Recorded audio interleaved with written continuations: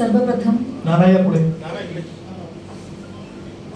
तुम्हाला मला आपल्या सगळ्यांना जन्म देणारं प्रत्येकाचं मातृस्थान आणि तुमचं माझं अस्तित्व तोलून धरणारी ही भारत माता या दोन्हींच्या चरणी नतमस्तक होते। व्हॉइस ऑफ मीडियाच्या पदग्रहण सोहळा आणि सन्मान सोहळ्याच्या निमित्ताने मंचावर उपस्थित त्यांची नव्याने नुकतीच निवड झालेली आहे असे आपले सन्माननीय अनिलजी म्हस्के दादा, सर्व सन्माननीय नव्याने नियुक्त झालेले पदाधिकारी, व्हॉइस ऑफ मीडियाचे सगळे शूर सरदार आणि या सरदारांना एकत्र मूठ बांधून एकत्र आणणारे तुम्हा सगळ्यांचे लाडके, माझेही लाडके असलेले संदीप दादा, आजच्या अत्यंत शुभ प्रसंगी तुम्हा सगळ्यांचं मनापासून कौतुक करते, मनापासून अभिनंदन करते। खरं म्हणजे पत्रकारांना मार्गदर्शन करणे, पत्रकारांसोबत संवाद साधणे हा एकंदरीतच खूप अवघड विषय असतो। कारण जसं सूर्यापासून काहीही लपत नाही तसं पत्रकारांपासून काहीही लपत नसतं। त्याच्यामुळे तुम्हाला मी काहीतरी ज्ञान सांगणार आहे, काहीतरी वेगळं सांगणार आहे किंवा मार्गदर्शन करणार आहे अशातला कुठलाही भाग नाही। हा एक छोटासा संवाद आहे। गेल्या 20-25 वर्षात जी काही वाटचाल केली असेल, वेगवेगळ्या क्षेत्रात वावरत असताना जे काही अनुभवांचं संचित पाठीशी बांधलं गेलं असेल, हे संचित घेऊन तुम्हा सगळ्यांसोबत बोलत असताना, आज या ठिकाणी तुम्ही बसलेले असताना इथे तुम्ही पत्रकार म्हणून नाही आहात हे मी सगळ्यात पहिल्यांदा गृहीत धरते। इथे तुम्ही व्हॉइस ऑफ मीडियाचे शिलेदार म्हणून बसलेले आहात हे सगळ्यात पहिल्यांदा मी या ठिकाणी स्पष्ट करू इच्छिते। पत्रकार आहोतच, ती आपली भूमिका आहेच, त्या भूमिकेमुळेच आपण आज या ठिकाणी व्हॉइस ऑफ मीडियाचे पदाधिकारी म्हणून, कार्यकर्ते म्हणून, शिलेदार म्हणून आलेले आहोत, हेही मान्यच आहे। परंतु आज आपली इथली भूमिका ही व्हॉइस ऑफ मीडियाच्या माध्यमातून पत्रकारांच्या एकंदरीत भविष्यातील वाटचालीमध्ये आपलं योगदान कशा पद्धतीने आपण देऊ शकतो आणि ही योगदान देत असताना मी स्वतःला उन्नत कसं करू शकतो, या दोन बाबी महत्त्वाच्या असं मला वाटतं। आयुष्य जगत असताना जे कोणी असं म्हणतात ना की मी एखादं काम करत असताना मला स्वतःला काही अपेक्षा नाहीये, मला काही नको आहे, मला अमक्या टमक्याचं काहीतरी भलं करायचं आहे, असं कोणी म्हटलं ना की मला त्याचे पायच धरावशे वाटतात की एवढं मोठं कोणी कसं काय असू शकतं। म्हणजे माझं स्पष्ट मत आहे की जे निरपेक्ष प्रेम किंवा असं म्हटलं जातं की आईचं मुलावरती निरपेक्ष प्रेम असतं, सगळं असतं, हे कितीही मान्य असतं तर आई तोपर्यंतच प्रेम करते लेकरावर जोपर्यंत ते लेकरू गुणाने वागत असतं। त्याच्यामुळे जेव्हा जेव्हा काही काही चांगलं घडत असतं तेव्हा तेव्हा त्या चांगुलपणाचं कौतुक होतं, परंतु जर तो चांगुलपणा सुटत गेला की तिथे निरपेक्ष असणं सुद्धा बाजूला जात असतं। आणि म्हणून प्रत्येक नात्यामध्ये गिव्ह अँड टेक ही प्रोसेस असते, ती असावी अशी माझी अपेक्षा आहे। कुठलंच नातं, कुठलीच भूमिका ही एकेरी असू नये या स्पष्ट मताची मी आहे। कुठलंच नातं असू नये, जेव्हा ते एकेरी होत जातं तेव्हा कुठेतरी एकावर कायम अन्याय होत जातो।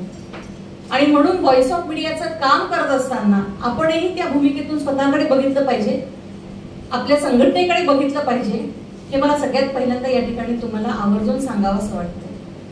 मग आता मला काय मिळतंय का, मला काय मिळतंय का, मग मला काय मिळतंय का, या मिळतंय काच्या खूप अनेक कंगोरे असतात बघा। मला काय मिळतंय का, तर याच्यात खूप कंगोरे असतात। माणसाने जगत असताना आपल्या इच्छा आकांक्षा खूप असल्या पाहिजे, आपल्याला आपल्या इच्छा आकांक्षा निश्चित असल्या पाहिजे, पण या इच्छा आकांक्षाच्या दोन बाजू आहे। परत इच्छा आकांक्षाचा दुसरा पदर आहे लालसेचा, दुसरं नाव आहे लालसेचं। या इच्छेचं, या आकांक्षेचं जेव्हा लालसेत रूपांतर होतं तेव्हा तुम्ही तुमच्या भूमिकेपासून बाजूला जाता, तेव्हा प्रकृती, परमेश्वर तुमचं केलेलं काम तुमच्या पदरात पुण्य टाकत नाही।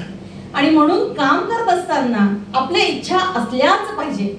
जो माणूस म्हणतो की मला काही पाहिजे नाही किंवा ज्याला काहीतरी पाहिजे असं पाहिजे असतं, माझ्या काही इच्छा असल्या पाहिजे, माझ्या काही आकांक्षा असल्या पाहिजे, परंतु त्याला कुठल्याही लालसेची जोड लागणार नाही, त्याची उंची लालसेपर्यंत जाणार नाही, इतपत स्वतःला आपल्याला सांभाळता आलं पाहिजे।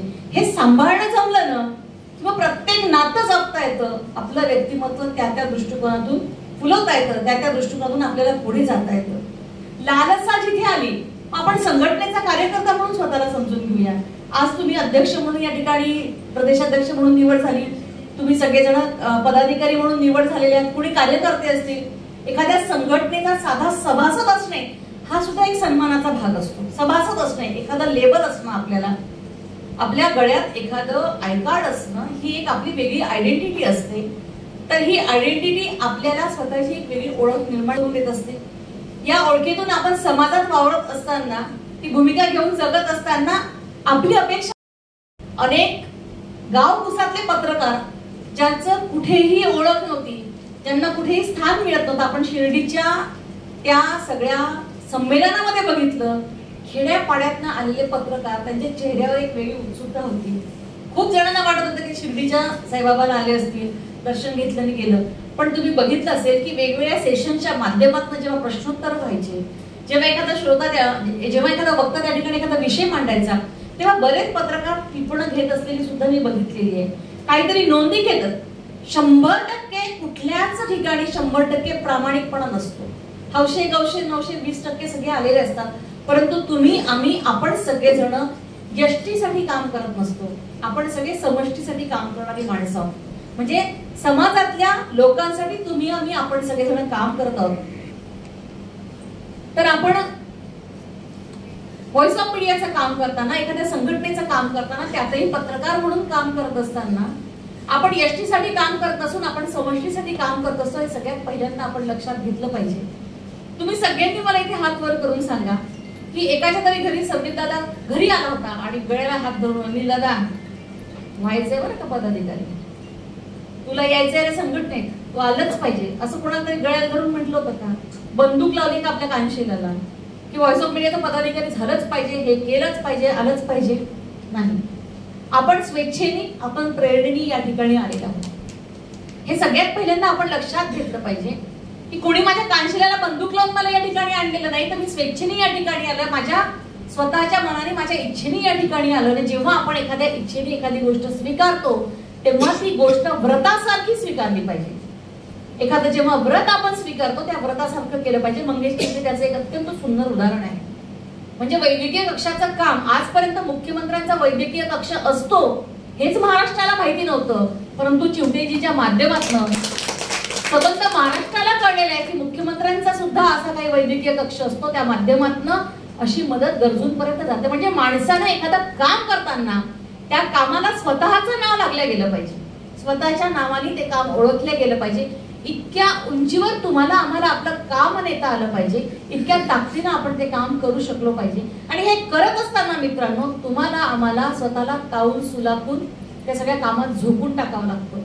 मग प्रसंगी कुटुंब सफर होतं, प्रसंगी आपल्याला सुद्धा सफर व्हावं लागतं. अनेक गोष्टींची आहुती तुम्हाला, आम्हाला सगळ्यांना द्यावी लागते. बघा, जे जे कोणी मोठ्या मोठ्या पदांवर दिसतात ना, आता सगळेजण, कोणतंही नाव घ्या तुम्ही, एकही माणूस जो मोठ्या पदावर दिसतो त्याला सहजासहजी ते मोठं पद मिळत नसतं. जया अंगी मोठेपणा ते यातना कठीण जे म्हटलेलं आहे ते विनाकारण म्हटलेलं नाही, त्याच्या मागे लॉजिक आहे, त्याच्या मागे खरोखर अनुभवांचं संचित आहे. त्याच्यामुळे तुम्हाला त्या पदांवर जायचं आहे, तुम्हाला त्या उंचीवर जायचंय, त्या तोडीचं काम करायचंय, तर त्या यातना सहन करायची ताकदही स्वतःच्या मनामध्ये निर्माण करावं लागतं. स्वतःला घासून घ्यावं लागतं, तोलून घ्यावं लागतं. म्हणजे टाकीचे घाव सहन केल्याशिवाय देव पण येत नाही हे म्हणतात. परंतु त्याचं जिथं जागतं उदाहरण जर कमत असेल तर प्रभू रामचंद्राचं आपल्याला घेता आलं. प्रभू रामचंद्र आपण आज आपला देव मानतो, आपलं दैवत मानतो श्रीरामाला.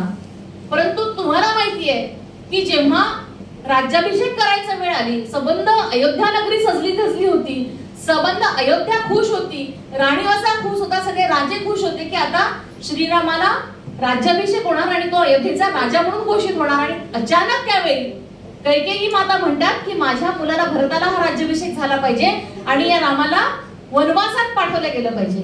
अचानक गोळा येतो. दशरथ सांगतो की असं असं काही झालेलं आहे आणि क्षणात विचार न करता श्रीराम वनवासात जायला निघतात. खरं म्हणजे श्रीरामाचा अधिकार होता की नाही, असं कसं आजच्या काळात चाललं असतं का? असं काही आजच्या काळात चाललं ना, तर काय हे माझा अधिकार हा कुठून आला? भरत, तुला पाहिजे तर चार वाटण्या करा बाबा तुम्ही राज्याच्या, एवढं तरी 4 वाटण्या करा, पण माझ्या वाटणीचं मला राज्य मिळालं पाहिजे, असं श्रीरामाला म्हणता आलं असतं, त्याला स्वतःच्या अधिकारासाठी लढता आलं असतं. परंतु जर तसं झालं असतं, त्यांनी राज्याभिषेक करून घेतला असता, तो राजा झाला असता, तर श्रीराम हा केवळ एक राजा म्हणून तुमच्या माझ्या लक्षात राहिला असता. परंतु त्यांनी तो आदेश शिरसावंत मानला, तो राज्याभिषेक टाळला, राजमुकुट काढून ठेवला आणि वनात गेला. 14 वर्ष वनवास भोगला, यातना भोगल्या. परंतु प्रभू राम जेव्हा वनवासात गेला, जाताना तो एक राजकुमार होता, परंतु तिथे रावणावरती विजय घेऊन येताना मात्र प्रभू श्रीराम झाला होता. एका राजाला देवत्व प्राप्त करण्यासाठी 14 वर्ष वनवासात जावं लागलं होतं. हे तुम्ही आम्ही सगळ्यांनी लक्षात घेतलं पाहिजे. ते देवत्व येण्यासाठी सुद्धा त्याला 14 वर्ष तप करावं लागलं, स्वतःला सिद्ध करावं लागलं. स्वतःला सिद्ध केल्याशिवाय देवत्व देवांना सुद्धा प्राप्त होत नाही. तो तर देव ऑलरेडी होतेच, परंतु ते सिद्ध करायसाठी त्यांना 14 वर्ष वनवासात जावं लागलं. त्याच्यामुळे तुम्ही काम करत असताना अनेक आरोप होतात, अनेक बालंट येतील. आपल्या कुटुंबाला सांभाळत असताना कुटुंब सुद्धा नाराज होण्याचे अनेक प्रसंग येतात. परंतु हे सगळं करताना मित्रांनो, तुम्हाला प्रभू रामचंद्रांचं अत्यंत उत्तम असं आदर्श उदाहरण तुमच्या माझ्या समोर आहे. छत्रपती शिवाजी महाराजांचं उदाहरण आहे. म्हणजे अनेक उदाहरणं तुमच्या माझ्या समोर आहे की जे करत असतं तुमच्या हाताशी ठेवले तर हे काम करत असताना काय काय अडचणी येतात, लास्ट मोमेंट काय काय ऍडजस्टमेंट करावं लागतात. तक्रारी करणं खूप सोपं असतं. मला वाटतं शिर्डीच्या याच्यात पण काही अडचणी तुम्हाला आल्या असतील कदाचित. खूप कमी वेळ मिळाला तुम्हाला काम करताना, बरोबर आहे. यावेळेस म्हणजे बारामतीमध्ये अधिवेशन झालं मी होती, शिर्डीला अधिवेशन झालं मी होती. बारामतीमध्ये एकदम ऐश केली सगळ्यांनी, काय फुल आराम.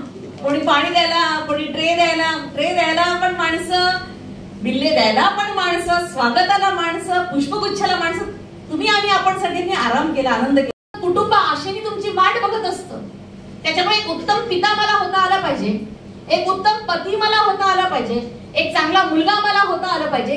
या सगळ्या गोष्टींच्या जाणीवा आम्ही नेणीवेनं पूर्ण केल्या पाहिजे. याकडे तुम्ही आम्ही सगळ्यांनी लक्ष दिलं पाहिजे. आणि म्हणून एक माणूस म्हणून घडत असताना आपण कशा पद्धतीने पुढे गेलं पाहिजे, हे जे आता मी तुम्हाला सांगितलं की आपली धार तीक्ष्ण करायची. आदरणीय सारिकाजी यांचं या ठिकाणी आगमन झालेले आपल्या व्हॉइस ऑफ मीडियाच्या सन्माननीय पदाधिकारी, त्यांचे मी या ठिकाणी स्वागत करते. आदरणीय गगनजी मोत्रा यांचंही या ठिकाणी मी अत्यंत सन्मानाने स्वागत करते. त्यांनाही समोर येऊन बसण्याची विनंती करते. मंचावरती त्यांनी आसन ग्रहण करावं अशी विनंती करते. आणि त्या दोघांच्याही परवानगीने आपलं कुऱ्हाड पुराण पुढे नेते. आणि हे जे धार लावायचं काम करायचं आहे, तर निश्चितच ही कुऱ्हाडची धार जी आहे तुम्ही सगळ्यांनी लक्षात ठेवायचं की आपल्याला तीक्ष्ण करायचंय, धार लावायची. तर कशाला करायचं, तर ask. We have to develop our ask. ASK. A stand for attitude. आपला ऍटिट्यूड आपल्याला डेव्हलप करता आला पाहिजे. मी ग्रामीण भागातून येऊ दे, मी शहरी भागातून येऊ दे, मी पत्रकार म्हणून असू दे, मी पिता म्हणून असू दे, मी कुठल्याही भूमिकेत असू दे, मला माझा ऍटिट्यूड हा प्रचंड पॉझिटिव्ह ठेवता आला पाहिजे. मी जिथे जाईल तिथे माझ्या असण्याने माझा आजूबाजूचा आसमंत दरवळून गेला पाहिजे. प्रचंड पॉझिटिव्हिटी माझ्या बसण्याने आली पाहिजे. माझ्या बसण्यात पोस्चर बघा सगळ्यांचं कसं बसल्यात आपण. आहोत का इथे? आहेत सगळेजण? हॅलो, आहेत ना सगळेजण? आपलं बसणं, आपल्या चेहऱ्यावरचं स्माईल, आपली पर्सनॅलिटी बघा. आपल्याला उंची, आपला रंग, आपले चेहऱ्याचे ठेवण आपल्या हातात नाही, बरोबर आहे. परंतु यानी जगाला काहीही फरक पडत नसतो. आपल्या चेहऱ्यावर काय स्माईल आहे, आपल्या चेहऱ्यावरचा काय कॉन्फिडन्स आहे, आपण चालत जात असताना कशा पद्धतीने जातो. अनेक मोठी मोठी माणसं दाखवते मी तुला, 6 फूट उंचीचे असतात, काहीही कामाचं. त्याच्यामुळे उंची, रंग, रूप याला महत्व नाहीये. तर या शरीराच्या आतमध्ये असलेला तुमचा जो कॉन्फिडन्स आहे, माझा ऍटिट्यूड आहे तुमच्या असण्यातला, की आय एम समवन स्पेशल. मी या व्हॉइस ऑफ मीडियाचा पदाधिकारी आहे. किती मोठी गोष्ट आहे ती. तुम्हाला जाणीव असली पाहिजे की तुम्ही सगळेजण कोण आहात. तुम्ही या व्हॉइस ऑफ मीडियाचे पदाधिकारी आहात. तुम्हाला एक अत्यंत सन्मानाचा पद आहे. एका अत्यंत नामवंत अशा संघटनेचे तुम्ही सगळेजण पदाधिकारी आहात. याचा सातत्याने तुम्हाला अभिमान असला पाहिजे, तुम्हाला स्वाभिमान असला पाहिजे, गर्व असला पाहिजे, माज नाही. मी जे सुरुवातीला सांगितलं की इच्छा आणि लालसा याच्यामधली थीन लाईन, तीच थीन लाईन गर्व आणि माज या दोन शब्दांमध्ये आहे मित्रांनो. निश्चित गर्व असला पाहिजे. मी काय बघावं लागतं ना, बाजूला आपण एका नामवंत संघटनेचे पदाधिकारी आहोत. आपल्या वागण्यामुळे, आपल्या बोलण्यामुळे, आपल्या कुठल्याही वर्तणुकीमुळे आपल्या संघटनेला गालबोट लागेल असलं कुठलंही वर्तन आपल्या माध्यमातून होणार नाही याची सातत्याने आपण काळजी घेतली पाहिजे. हे मी आवर्जून तुम्हाला सांगू शकते. ए स्टँड्स फॉर ॲटिट्यूड. आस्क मधला एस स्किल. स्किल डेव्हलपमेंट झाली पाहिजे. एक पत्रकार म्हणून वावरत असताना काय काय स्किल्स आपण डेव्हलप केले पाहिजे. या आधुनिक काळात पुढे जाताना आपण सगळेजण आता अँड्रॉइड मोबाईल वापरायला लागलोय, बरोबर आहे की नाही? तुम्ही सगळे पत्रकार म्हणून आता सगळे एक्सपर्ट झालेले आहात मी असं समजू शकते. परंतु पत्रकार म्हणून असताना जर मी 4 लोकांमध्ये माझ्या संघटनेला रिप्रेझेंट करतो तर मी ताकदीने माझ्या संघटनेची बाजू मांडू शकतो का? ही मांडू शकत असताना माझ्या संघटनेची जी काही ध्येय धोरण आहे ती मला माहिती आहे का? माझी संदीपजींना विनंती आहे की आपल्या सगळ्या पदाधिकाऱ्यांपर्यंत आपल्या संघटनेची जी काही ध्येय धोरण असतील ही गेली पाहिजे. उद्या जर तुम्हाला कोणा विचारलं की काय बाबा आहे संघटना, पाहिलेलं 50-100 संघटना आहे पत्रकारांच्या, पण तुमची संघटना का वेगळी आहे, तर ती मला मांडता आली पाहिजे. ती ताकदीनं मला बोलून सांगता आली पाहिजे. तो खेड्यातला माणूस असू दे, बसमध्ये बसलेला असू दे, तुम्ही ट्रेन मध्ये असू द्या, 24 तास तुम्ही व्हॉइस ऑफ मीडियाचे पदाधिकारी आहात हे लक्षात घ्या. फक्त कार्ड बांधलंय अधिवेशनापुरते आहोत, कुठेतरी मुख्यमंत्र्यांना किंवा शासनाकडे काहीतरी मागण्या मारण्यापुरत्या, काहीतरी आपल्या पदरात पाडून घेण्यापुरते आपण पदाधिकारी नसतो. आपण एकदा शपथ घेतली तुम्ही सगळ्यांनी, आपण एकदा शपथ घेतली की आपण त्या संघटनेचे पदाधिकारी 24 तास असतो, 24/7. त्याच्यामुळे कुठेही असलो तरी आपल्या डोक्यात आपला व्हॉइस ऑफ मीडिया हे कायम असलाच पाहिजे. त्या सगळ्या स्किल आपण वेगवेगळ्या स्किल डेव्हलप केल्या पाहिजे. आपल्याला आपली जी धार करायची तीक्ष्ण, ही धार तीक्ष्ण करायचं. आपली रायटिंग ॲबिलिटी असेल, आपली ओरेटरी असेल, आपल्याला नवीन ज्ञान समजून घ्यायचं असेल. आता सगळं कम्प्युटराइज झालेलं आहे. ईमेल्स पाठवण्यापासून कम्प्युटरची नवीन लँग्वेजेस असतील, जे जे काही वर्जन्स तुम्हाला सगळ्यांना पत्रकारितेच्या क्षेत्रात पुढे पडून येण्यासाठी गरजेचे असतील, हे सगळे तुम्हाला तुमच्यामध्ये डेव्हलप करायचं असेल. आणि शेवटचा आहे ASK. के म्हणजे नॉलेज. सातत्याने आपलं ज्ञान आपण वर्धन करत राहिलं पाहिजे, आपलं ज्ञान आपण वाढवत राहिलं पाहिजे. मग हे ज्ञान वाढवण्यासाठी सातत्याने वेगवेगळं वाचन करायचं. असं माझाच पेपर मी वाचेल चालणार नाही. आपल्या पेपरच्या शिवाय इतर पेपरमध्ये काय येतं, मग डिजिटल मीडिया मधून काय येतं, जुन्या वृत्तपत्रांमध्ये काय काय असायचे, जुने अग्रलेख काय काय असायचे, सगळे आता मीडियावर मिळतं. आधीच्या काळात काय काय लिहून गेलेलं आहे, उत्तमोत्तम कशा पद्धतीने लिहिलं जातं, ज्ञानात आपल्या भर कशी पडेल यासाठी आपण सातत्याने प्रयत्न करत राहिलं पाहिजे. मी बोलत राहिली तर खूप वेळ बोलत राहते, परंतु आदरणीय मंगेशजी या ठिकाणी आले, खूप सगळ्या मान्यवर लोकांना या ठिकाणी बोलायचे आहे. परंतु हे बोलत असताना या सगळ्या शेवटच्या मुद्द्याकडे येते की आपला आस्क डेव्हलप कशासाठी करायचं, तर आपलं संघटनात्मक बळ आहे हे बळ वाढवायचं. आणि हे बळ वाढतं ते टीम बिल्डिंगने. ही टीम बिल्डिंग करत असताना मी माझा पुरतं काम न करता माझ्या संघटनेचं काम करताय.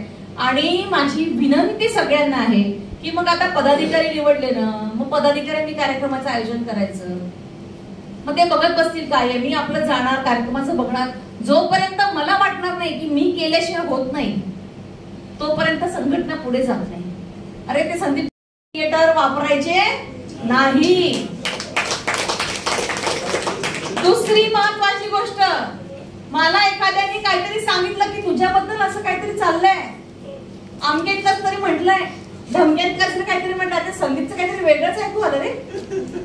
अरे मग ते अजून 4-5 आपणच आपापसात गप्पा करा. अरे ते सारिकाचं काहीतरी वेगळंच ऐकू आलं, ते राजश्रीताईचं काहीतरी भलतंच चाललं, ते हेमंत पाटलाचं काहीतरी असं तर आपापसात डायरेक्ट हेमंत पाटलाला भेटा, राजश्रीताईला भेटा, सारिकाला भेटा, संदीपला भेटा, आपापसात चर्चा करू नका. आपापसात चर्चा केली तर काय होतं, आणि कुणाबद्दल होतं, आपल्याच माणसांबद्दल. ही सगळी आपली माणसं आहेत. आपण एक कुटुंब आहोत हे सगळ्यात पहिल्यांदा लक्षात घ्या. आपल्या कुटुंबाबद्दल एक वाईट बोलायचंच नाहीये. आपल्या कुटुंबातल्या कुणाही माणसाबद्दल काही वाईट घडलं असेल आणि कुणी वाईट बोलत असेल खरं असलेलं तरी ते तिथे खोडून टाका. काय आहे ते आपण आपल्या घरात बघू, काय आहे ते आपण आपल्या घरात बघितलं पाहिजे. आपल्या घरातलं, आपल्या माणसातलं, आपल्या कुटुंबातलं जे जे चांगलं असेल ते बाहेर वाजवून सांगायचं आणि जे जे काही वाईट असेल ते एका कोपऱ्यातून एकट्यात येऊन त्या प्रत्यक्ष माणसाला भेटून सांगायचं. आणि संघटनेचं पहिलं तत्व आपण सगळ्यांनी पाळलं पाहिजे मित्रांनो. हे मी शब्दात सांगितलं असतं तर लक्षात आलं नसतं, परंतु प्रत्यक्ष कृतीतून बघितलं तर हे अशा पद्धतीने मग धचा मा होतो. आणि मग काय होतं हे आपण पेशव्यांच्या काळात बघितलंय. पुन्हा आपल्याला तशा पद्धतीने काही होऊ द्यायचं नाहीये. आणि म्हणून एवढंच तुम्हाला या माध्यमातून सांगायचं होतं, आपली संघटना आपला परिवार आहे. हा परिवार तुमच्या भल्यासाठी काम करणार आहे. हा परिवार सांभाळणं हे माझं कर्तव्य आहे. इतकी प्रचंड कर्तव्याची ताकदीची भावना तुम्हाला माझ्या प्रत्येकात आली पाहिजे. हेच एवढ्या कुटुंबातून सांगायचं होतं. आणि छोटे छोटे चिठ्ठ्या करा, पाऊलमध्ये फोल्ड करा, एकदम छोटे छोटे फोल्ड करा, एकदम छोटे छोटे छोटे छोटे फोल्ड करा.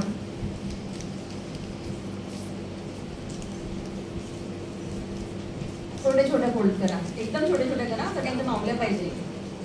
तिन्ही एकत्र नका करू, 3 वेगवेगळ्या करा. 3 वेगवेगळ्या करा प्लीज. I am sorry. 3 वेगवेगळ्या करा. संदीप सर थोडासाच वेळ घेते. सॉरी. छोटे छोटे चिठ्ठ्या करा. छोटे छोटे चिठ्ठ्या आहेत एकदम. हा तिकडच्या या बाउलमध्ये घ्या सर. एक जण कोणीतरी या. हा बाउल घ्या. थोडे आपोआप एकमेकांकडे चेहरा करा. असा एकमेकांकडे वळून घ्या.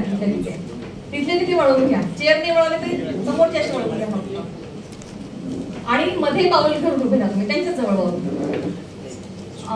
अर्धा सेकंद, अर्धा मिनिटाचा वेळ लावा. कोण लावला टायमर? बाउल घेऊन उभं राहा लागेल कोणाला तरी एका जणाला. तुम्ही तिकडे वळून उभं राहा. म्हणजे प्रत्येकाला चिठ्ठी उचलायची त्याच्यातली. अर्धा मिनिटाचा वेळ. कोण लावतं टायमर? हा दादाने लावला. Very good. अर्धा मिनिटाचा वेळ आहे. तुम्हाला फक्त एवढं करायचं आहे की अर्धा मिनिटात तुम्ही चिठ्ठी उचलणारे आहात ना? चिठ्ठी उचलणारे आहात ना? हा मग तुम्ही नाही, तुम्हीच जरा. तुम्हीच जरा मध्ये तुम्हाला पण चेहरा तिकडे करावा लागेल. अर्धा मिनिटाचा वेळ आहे. ज्याच्याकडे अर्धा मिनिटात 3 चिठ्ठ्या येतील ना त्याला 500 रुपये मिळणार आहे. चालेल का? आपल्या आपल्या नावाच्या. त्यांनी उचलायचे. ज्याच्याकडे 3 चिठ्ठ्या येतील आपल्या नावाच्या त्याला 500 रुपये मिळणार आहे. ज्याच्याकडे आपल्या नावाच्या चिठ्ठ्या येतील त्याला 500 रुपये मिळतील. स्वतःच्या नावाच्या चिठ्ठ्या आल्या पाहिजे तर 500 रुपये मिळतील. आपल्या नावाची नाही आली तर टाकून द्यायची. ठीक आहे? आपल्या नावाच्याच आल्या पाहिजे. त्याच्याकडे स्वतःच्या नावाच्या 3 चिठ्ठ्या आल्या चिट बघायची आणि टाकायची. आली नाही तर टाकून द्यायची. ज्याच्याकडे आल्या त्याला 500 रुपये मिळतील. टाइम स्टार्ट मध्ये झालं. कारण प्रत्येकाला एका वेळेला सगळ्यांना संधी मिळणार आहे म्हणून मी म्हणते की चेहरा तिकडे केला तर तुम्हाला सगळ्यांना संधी मिळेल. टाइम स्टार्ट नाव. एक एकच उचला. 2-2 ने उचलायच्या. एक एक उचला. एक एक उचला. एक एक बघावं लागेल ना. काम केलं. 2 वे प्रोसेस जी मी सांगितली. 2 वे प्रोसेस एवढंच सांगण्याचं हे छोटासा एक गेम होता. I am so sorry. तुम्हाला दुखवायचा हेतू अजिबात नव्हता. परंतु या छोट्याशा गेम मधून तुम्ही थोडेसे रिफ्रेश झाले असाल असं मी या ठिकाणी अपेक्षित धरते.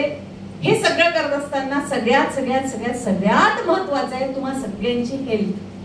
कृपया स्वतःच्या तब्येतीची प्रचंड काळजी घ्या. पत्रकारांचं काम आम्हाला रात्री जगावंच लागतंय. जमतच नाही. रात्री बसावंच लागतंय. बसल्याशिवाय बातम्या भेटतच नाही. कशाला बोलवलं पाहिजे. पण कृपया एवढं लक्षात घ्या, हेल्थ इज वेल्थ. तब्येत आहे तर सगळं आहे. हे बघा, न घेणारे 35व्या वर्षी मरतात आणि घेणारे 100 वर्ष जगतात. प्रश्न तो नाहीये. प्रश्न तो नाहीये की आपल्याला किती वर्ष जगायचं आहे, परंतु आपण जितके वर्ष जगू तितके वर्ष आपण कसं जगलो, कशासाठी जगलो, हे जगत असताना माझ्या मुलांसमोर मी काय आदर्श निर्माण करतोय हे तुम्हाला आम्हाला बघायचं. बसायची संधी नाही. अध्यक्ष व्हेरी गुड. त्याच्यामुळे निश्चित ही एक खूप चांगल्या परंपरा, खूप चांगला वळण तुमच्या माध्यमातून संघटनांना आणि शेवटी व्हॉइस ऑफ मीडिया पत्रकारांना वेगळी दिशा, वेगळं वळण आणि वेगळं भविष्य देणारी संघटना म्हणून येणाऱ्या काळात पुढे येऊ याच मी या निमित्ताने शुभेच्छा देते. नवीन निवडणुका झालेल्या समस्त पदाधिकाऱ्यांचं मनापासून खूप खूप कौतुक करते आणि येणाऱ्या काळात आज निवडून नसतील आलेल्या संघटनेतील पदाधिकाऱ्यांना पुढे भविष्यात संधी मिळो या खूप खूप शुभेच्छा देते. मला या ठिकाणी संधी दिली. आपण सगळ्यांनी ऐकून घेतलं. वयाने मोठे असतील, मानाने मोठे आहात, तरी या छोट्याशा खेळात, या छोट्याशा संवादामध्ये सहभागी झालात, त्यासाठी मनापासून सगळ्यांचे धन्यवाद करते. थांबते. खूप खूप धन्यवाद. Thank you so much. जय हिंद, जय महाराष्ट्र.